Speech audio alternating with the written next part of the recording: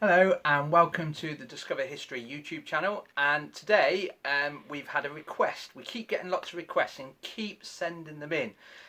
This is one from Jack, and Jack has been doing some homework in the lockdown, and he is looking at what a peasant ate in medieval times. And it's an interesting topic. He's actually sent me the menu because he's had to put together a menu. So hello Jack, I've got your menu here. And as a starter, he's put down nettle soup, and I believe it says with horrible bread, which is an interesting one because bread was a staple part of our diet years ago. We ate huge amounts of bread. When you think about what medieval people ate, bread was important because it filled you up quickly, and a lot of medieval people had tons and tons of bread. It was one of the most common things medieval people ate, be it a commoner or a rich person. So nettle soup and horrible bread, but nettle soup was very popular. We actually think that even Stone Age people ate that, so it's quite an old thing. A bit of advice: if you do want to do this, let's say you're on your fitness walk one evening, do collect some nettles. However, please be careful where you get it from. I know people in the past that used to take it from footpaths, for example, down footpaths in city centres. I'd avoid that one, especially if you're collecting nettles from pretty low down. As I always say, if a dog's leg can reach it, don't touch it, because it probably means that dogs have peed on it at some point.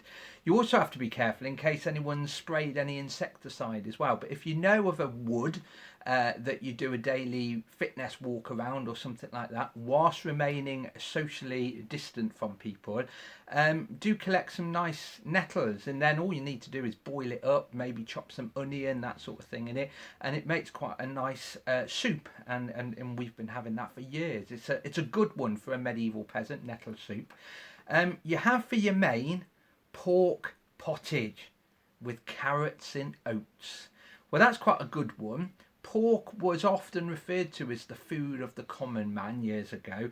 Most medieval peasants, even the lower class peasants living in Worcester, for example, often had a pig. Pigs seem to be one of the most common animals that were kept, and what people would do is feed it on pretty much anything. You can even let it wander about in your yard, in a medieval yard, letting it find its own food. To be fair, it would be sifting through sewage and all sorts in the yard. It's quite a horrible thought, to be fair. There was a lot of sewage, a lot of wee and a lot of poo around in medieval times, and it would pretty much eat anything. And in the autumn, it would be very difficult for it to eat anything. So medieval people used to do the kindest thing as such, which is basically to kill your pig.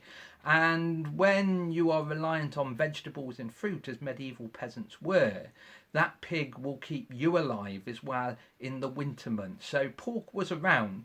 The funny thing is, though, not much meat was eaten by the lower classes. It was more of a luxury item, even pork. So it would have been kept to important days. For example, the celebratory days of different saints, or Christmas, for example, or Easter time. Most of the time it was vegetables, and vegetables was pretty much a poor person's food for years.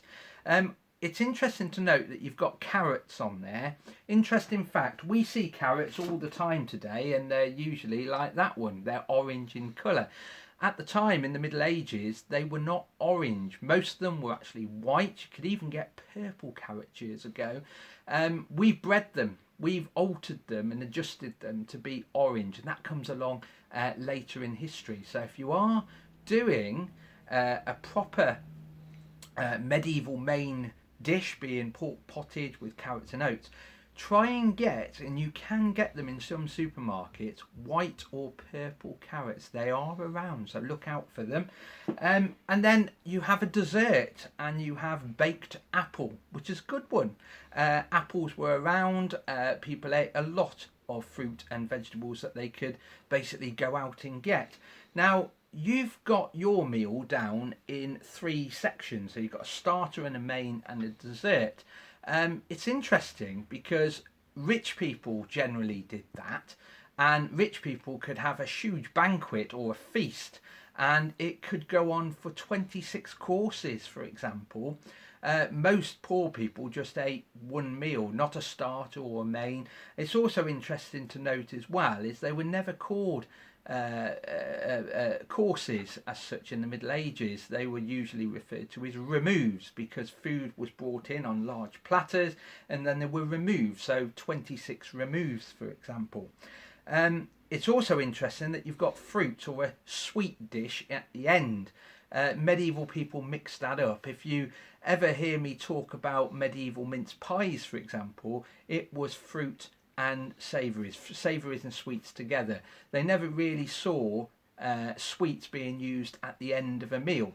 We do know cheese was usually at the end of the meal because it was said it made the mind close off the stomach. It's one of the reasons why we often have a cheese course or a cheese board at the end of a meal today. So really that should all be mixed up together. Your starter, the main and the dessert all eaten with no order whatsoever. Now medieval people, peasantry, which is what you're doing about, would have had a central hearth, in other words a fireplace in the middle of their room. We don't divide houses up. Houses were never divided up until much later really, even though the Romans did. So you would live in one room, everyone would sleep in there, eat in there and work in there.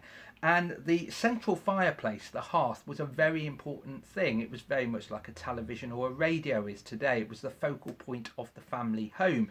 And you would usually have that running or heating the home all year round.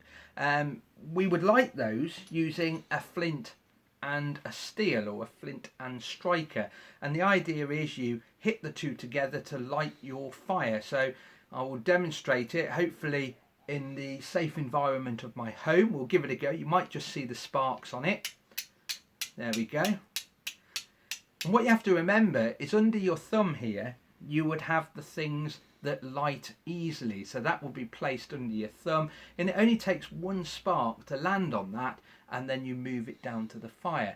But as I said, the fire was usually lit all year round. Even in the summer it gave you light, it gave you warmth, and it obviously kept certain animals away from you and it cooked your food. Over the fire you generally had a cooking pot, usually referred to as a pot because it was usually made out of clay, pot clay. It's also the reason why we have the word potholes, for example, in the road. It was where people had taken the clay out to make pots out of. Most people think of these as cauldrons. We must stop using the word cauldron. These were usually pots or kettles.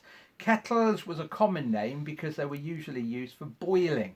I've never been to someone's house yet and they've offered me, would you like a cup of tea? I'm just putting the cauldron on. It's a kettle.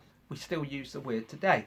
Now, pots or kettles in rich families, in these big manor houses, were often made of cast bronze, the same material that we make church bells out of. Some of them were made out of iron in individual squares riveted together. No cast iron until much later into the late 15th century. And what's interesting is commoners often had a clay pot, a clay kettle, and some people did splash, the people that made these sometimes splashed a bit of glaze on the front. So when these were covered in soot and they were stored on the shelf or even over the fire, it would look as if it was made of bronze, for example, because you would see the black shining. It's very clever. Not all the way around, be very expensive to put glaze all the way around, but a splash of it may actually make that, when it's covered in soot, look like a metal one. You're tricking people.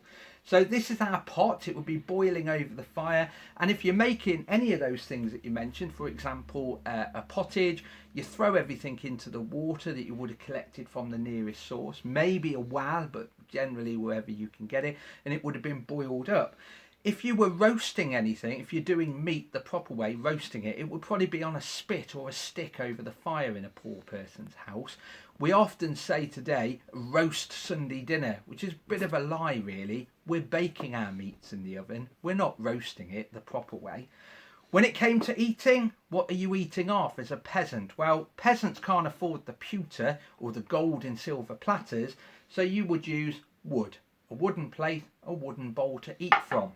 Very easy to make, those would have been, especially within a village or in a town. You would have had people manufacturing these in large numbers. We have our knife with a wooden handle, and we have a wooden spoon. You may even have nature's plastic, cow's horn, a cow's horn spoon to eat with. You will notice there is no fork because we've got our hands. We can pick food up with our hands or use the point of the knife. Please don't eat from your knife, but medieval people did. We've been talking about food. They would have been dipping vast amounts of bread in that food. The only flavouring they had was either salt or the herbs that they grew in their garden. Make sure if you're making anything medieval, don't put potatoes in it. They never had it. But any other root vegetables, turnips, parsnips, cabbage, for example, all bubbling away in there. And when it came to drinking, you wouldn't have drank the water. Too dangerous. So you would have drank either ale, cider or perry around here, which is made out of pears. Beer comes along a little bit later, towards the end of the medieval period into the Tudor, and most people would have drank it out of a basic wooden cup, or maybe even a cup made of nature's plastic, which is cow's horn, or another common one, just like the cooking pot, out of clay. And this would have been drank pretty much all the time. Water was not the cleanest. People drank the alcohol because it was much safer. They didn't know that when you make alcohol, you have to boil the water. Anyway, this has been an introduction just for you, Jack, about medieval food for the peasants. I wish you luck in your menu and your cooking that you're going to carry out. And if anyone's out there watching this and wants us to do a video just for you on any topic, please let us know on Facebook, Twitter or Instagram. Enjoy, stay safe, stay in, and see you soon.